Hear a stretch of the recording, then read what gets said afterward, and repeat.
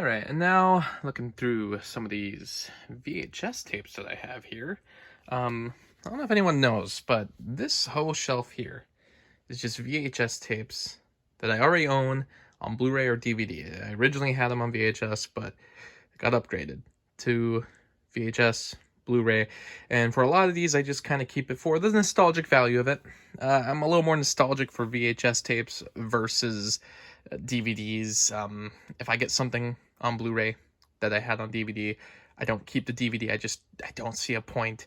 But as far as VHS goes, there's kind of some reasons for it. One is the version of the movie that's on VHS might be slightly different than the version that's on Blu-ray because, yes, these studios do sometimes change the movies a little bit once they release them on a different format later. Notoriously, the Star Wars films are very well known for having many changes across all the different, VHS releases that they've had. So that's kind of one reason to have it. But the other reason is, too, is because of the pan and scan format. Because, pan and scan was an awful thing that they did.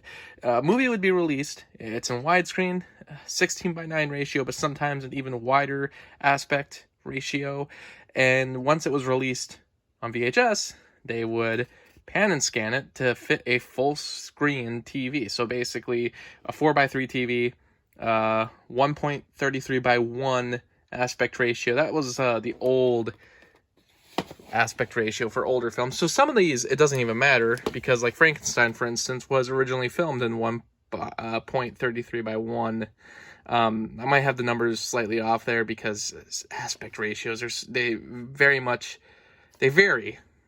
to crazy different numbers. I don't even have all the immediate aspect ratio numbers in my head right now, but basically 4:3 to make it simple. This is like a 4:3 movie that didn't need to be pan and scan because the original film was already, suitable for an old full screen TV. But something like this, and when I say full screen, I mean like a square TV, I guess, not a widescreen TV like that. But then you had movies like Ghostbusters, which was filmed in a wider aspect ratio, but when it was released on VHS, they would pan and scan it. And yeah, it's an awful thing. I'm glad it doesn't exist anymore. But now it's kind of weird because it's almost like a lost art form. It was pretty tough to probably, pan and scan the film, but also to keep the most important part of the film within the frame as you were moving it around between really wide aspect ratios. I think of something like Lawrence of Arabia, which had a crazy aspect ratio, really wide film.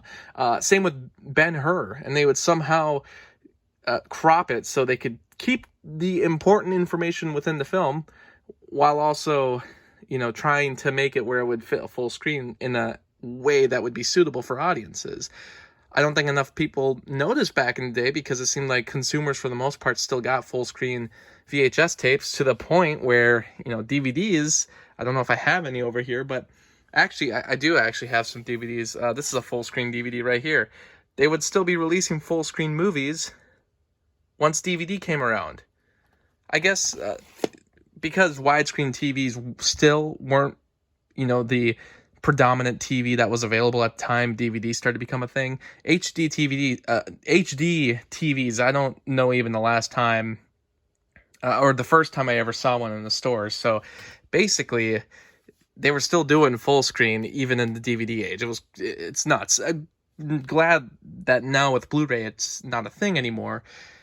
But that's why I kind of hold on to these because, some of them were pan and scanned, and I think it'd be interesting to save a lot of these on like a computer and then just kind of go back to them once in a while to see how, some of my favorite films compared on VHS and how they were able to crop it versus, just watching the widescreen version nowadays.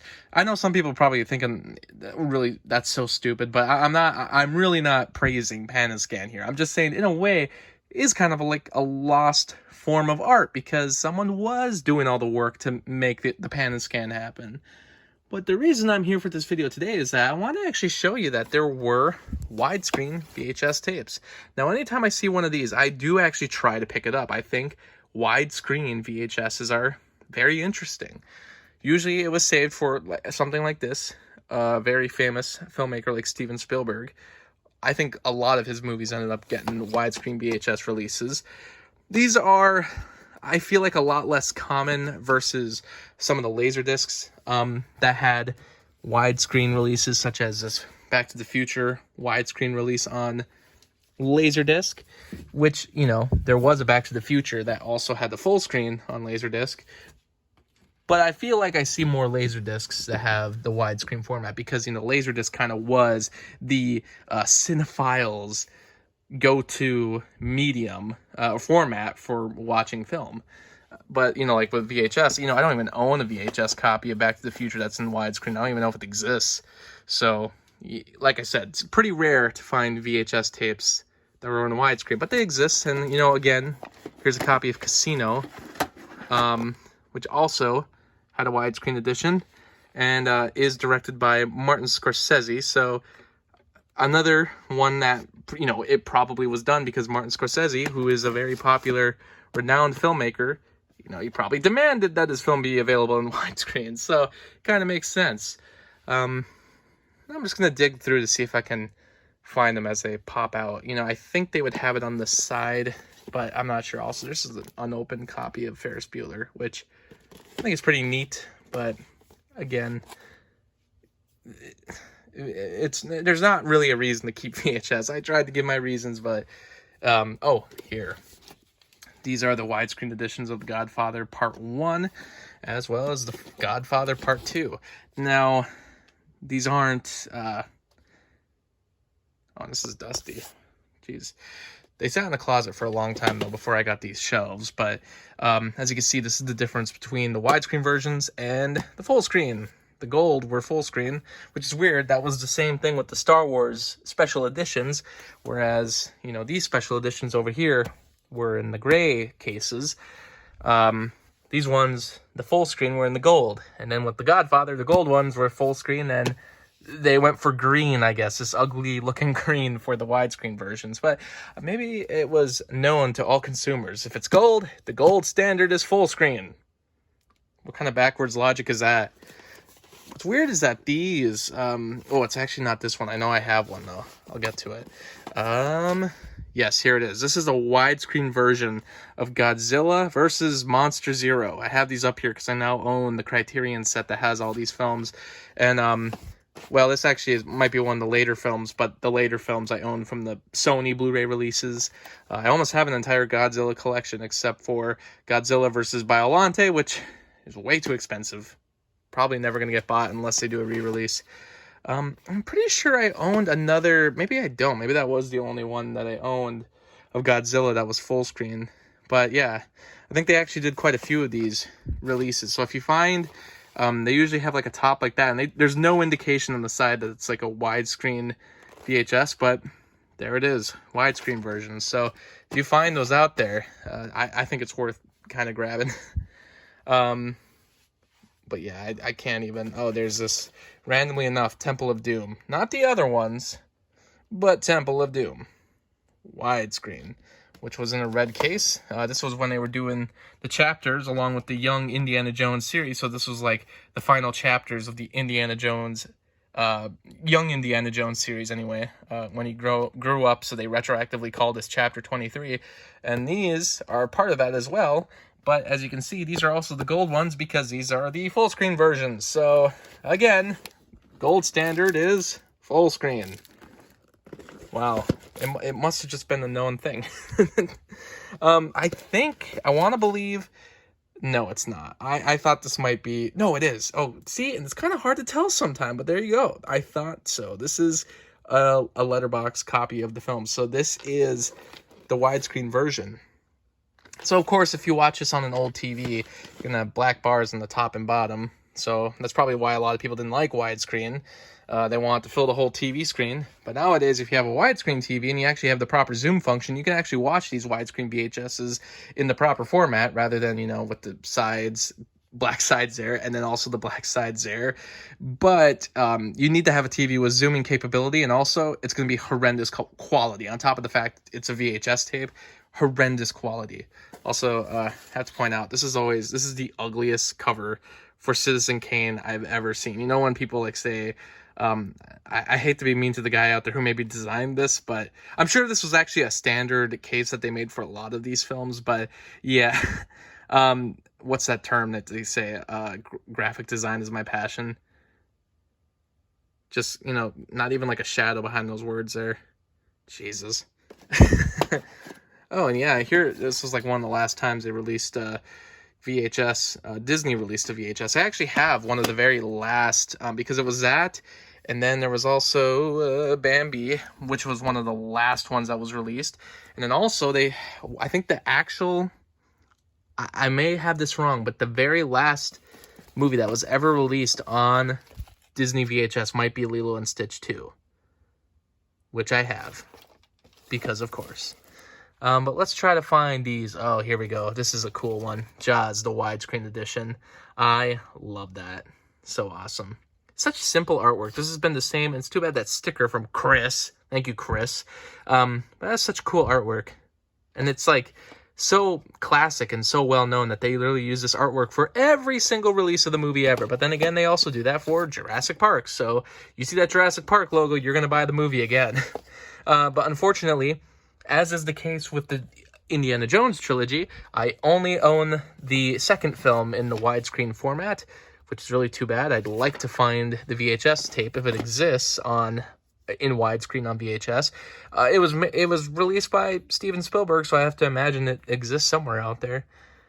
I want to say that this one was also widescreen. But what's funny is that it came in this collector's edition VHS case, but I don't think this Dawn of the Dead up here is the widescreen edition. No, it's not. So, it's kind of hard to tell sometimes. Oh, but this one was widescreen. So look at all these fancy, and that's the thing. You couldn't tell by the sides at all. No indication that this was a widescreen edition, but it is. Man, I know this is like a mess of a video, but that's the thing. It's meant to be a little impromptu.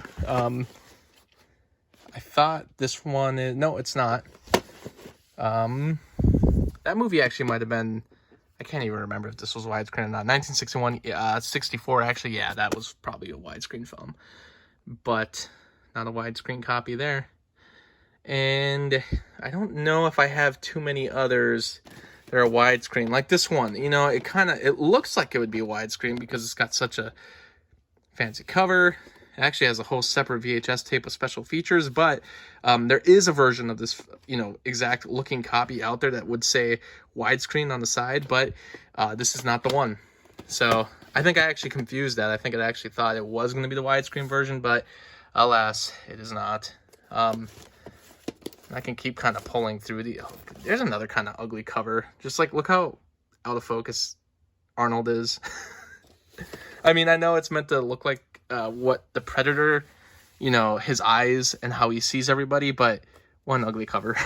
I don't think I have anything else that's widescreen.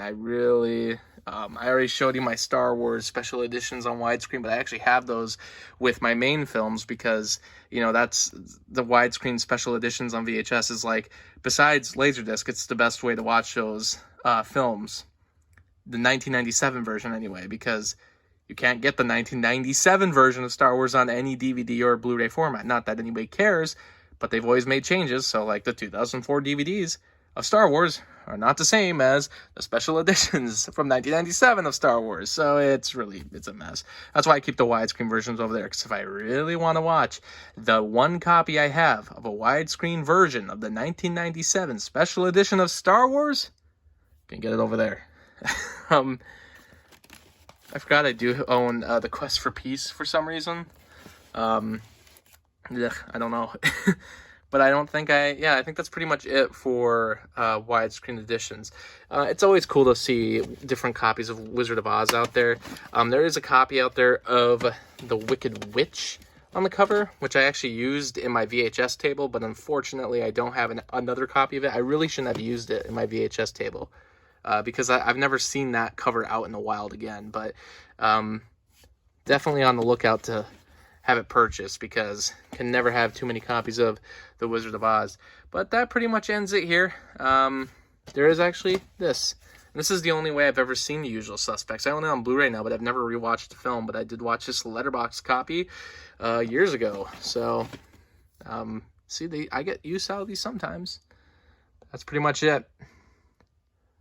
Unless I think of one later that I didn't mention, I'll let you know. No, that's not widescreen. Okay. Thanks for watching.